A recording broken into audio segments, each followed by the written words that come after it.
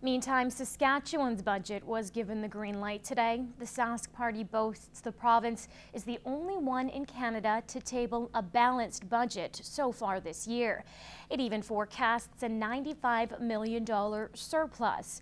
Critics continue to attack the government for raising drug costs and ambulance fees for seniors. The film industry is also upset about the cuts to a tax credit program for productions. Prairie North Health says 2012 will be a fiscally challenging year for the region. Its tabled healthcare budget has got the board doing more for less. David Semchism has the details. According to the government of Saskatchewan, 71% of its healthcare budget goes towards paying its employees.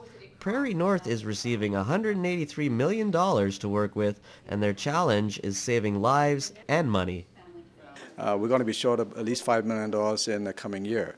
Within that context, we have to find what we call efficiency targets, finding saving and efficiency and waste in the system amounting close to $3 million. Meeting the efficiency targets will mean more money to invest in services for the public.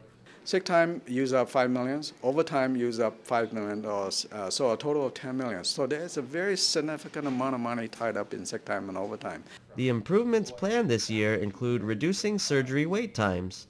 The region has excelled at this, providing 94% of its procedures within 3 months. And this coming year, the ministry will be investing about $60 million in allowing region to do more surgery. The investment in primary care includes 9 more family doctors in Lloyd and an addition of 2 orthopedic surgeons for hip and knee replacements.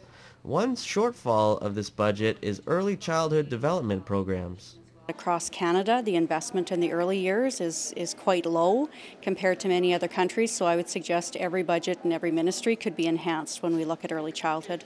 The budget adds a $5 increase to the senior and child drug plan cap, along with raised fees for ambulance services and hygiene supplies. David Semchism, Newcap News.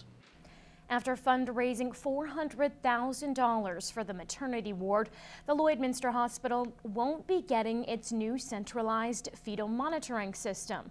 Officials at Prairie North and the hospital decided the money, which was donated by the Lloydminster Region Health Foundation, would be better spent on patient-focused care.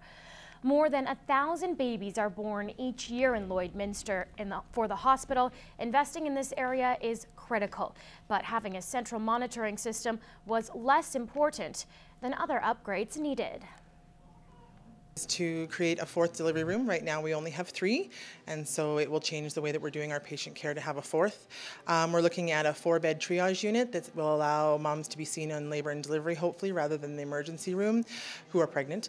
We're looking at a more specialized nursery for our babies who need closer observation. Authorities say the monitoring system is a very good piece of equipment, but is more suited for larger facilities. The amount of deliveries we do a month was part of the reason. Part of the reason also was a cost factor. It's a big, sexy machine, but really for a place of this size isn't an essential machine.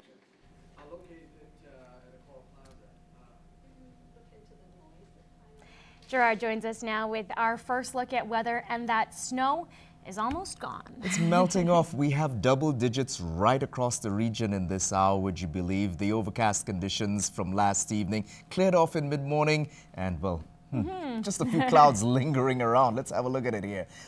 12 is where we're sitting at in Lloydminster. 30% is that humidity. The wind's out of the southwest at 17, and it's generally held that kind of southerly heading for the better part of the day, getting up at times into the 30s. Similar story for Cold Lake and area, with the exception of a light drizzle. But once all of those are cleared off, look at the temperatures across the region in this hour. Double digits right across the board. We are running possibility of seeing some precipitation yet, but the details of that coming a little later in the cast. Coming up, how does singing the blues send a special message to teens? We'll tell you after the break.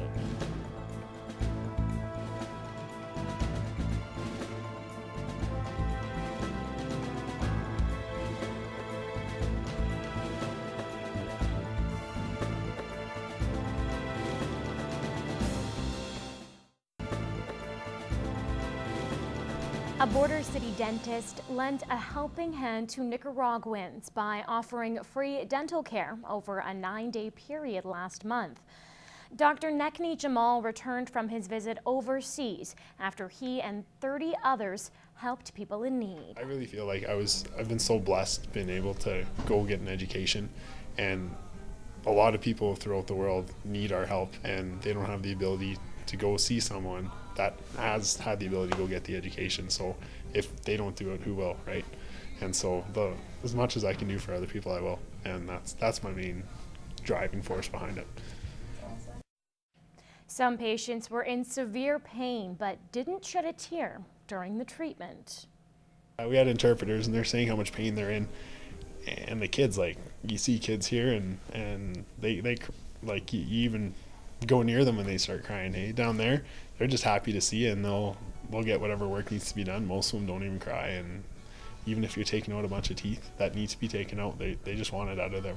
And so it's nice to see them after and they have big smiles on their faces because they know they're not going to be in pain anymore. And Dr. Jamal and others helped over 1,800 patients in Nicaragua with services ranging from cleaning to pulling teeth.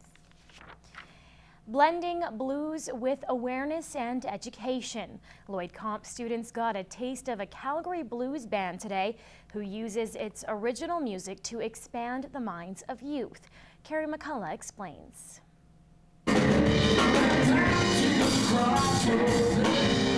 Educator and musician Celine Yohamis, along with band members Chris and Jason Yahokoski, know that one of the best ways to get through to today's youth is with music. This is how their show Standing at the Crossroads was formed. We came to notice that a lot of the music that's out there now is pretty, stock and doesn't really necessarily have a lot of meaning.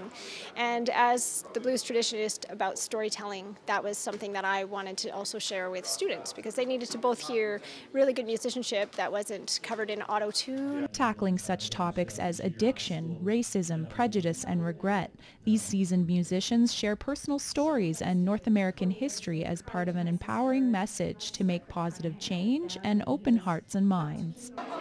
We draw on real life stories, events, books that I read, books that the other band members have read, just songs that really touch us, and that we want to sing about, and we think that people want to hear about. Teenage students can sometimes be a bit shy during the segment of audience participation, but they were glued to every note of the guitar and every word on the mic. Well, we want them to be engaged, definitely. It's not about us talking at them. It's about them using some of their critical thinking skills and bringing into the show, realizing that what they say has stock. And I think as a teenager, you don't really know who you are yet. It's really great when we have a participatory audience, that's for sure. And Bluesmith will take their show to as many smaller town schools as they can. Part of the mandate, because I've traveled across this country a lot, was to bring it to smaller communities as well, not just the really big cities, and have an opportunity for kids anywhere to be exposed to good music and good storytelling.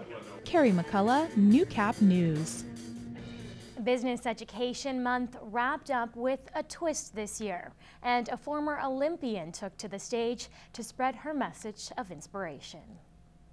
And did you learn anything? Did you learn some things? Did you have some fun? A familiar face, an empowering message. It's not just about going and winning medals and being the best in the country or anything like that.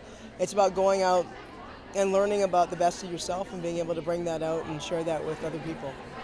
And Georgette Reed is spreading that message to this group of business-savvy women at this year's Celebrating Women in Business event. We decided to get together and partner and just bring in one great speaker and provide the community with something that we've seen a lack of events in. It's a bit of a different spin to wrap up the 12th annual Business Education Month, but its aim is clear. Networking with different business women in the community, as well as seeing the opportunities that are out there and the products that are out there. Basically, it's just to get women together and enjoy an evening out. And that they did, along with some inspirational words from a pretty impressive woman herself. It's fantastic for people to be able to get together and share wares, share ideas, share stories, share time. and just be able to have some fun. The Alberta election is fast and furious, with less than a month for candidates to campaign. In this week's Chamber Chatter, Kelsey Bloxham tells us how you can get to know your local riding representatives at an upcoming All Candidates Forum. There's no denying it, the race is on, but with last election's turnout recorded at 40.6%, many are wondering if this year will be any better. I hope that through more awareness of events like this, where you can come out and listen and hear and be engaged in the process. The Lloydminster Chamber of Commerce has been holding both federal and provincial all-candidates forums for years now. The candidates have an opportunity to introduce themselves, themselves personally as well as their platform. And then there are questions that come right out of the audience from members of the audience that are collected by chamber members who are gathering those questions. They are delivered to the moderator. And that engagement is what the event is all about. Knowing about, what they think about Lloydminster, what are the issues in Lloydminster, and really having a chance to ask questions is the biggest reason for the All Candidates Forum. And with the clock ticking down to the April 23rd election, she says an announcement will be made soon. The Chamber is just firming up details for location and timing, but if you have any questions about the forum itself, you can definitely give the Chamber office a call. Kelsey Bloxham, Newcap News. Chamber Chatter is brought to you by the Lloydminster Chamber of Commerce.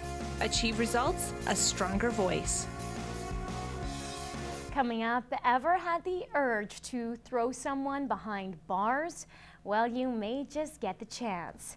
Find out how after the break.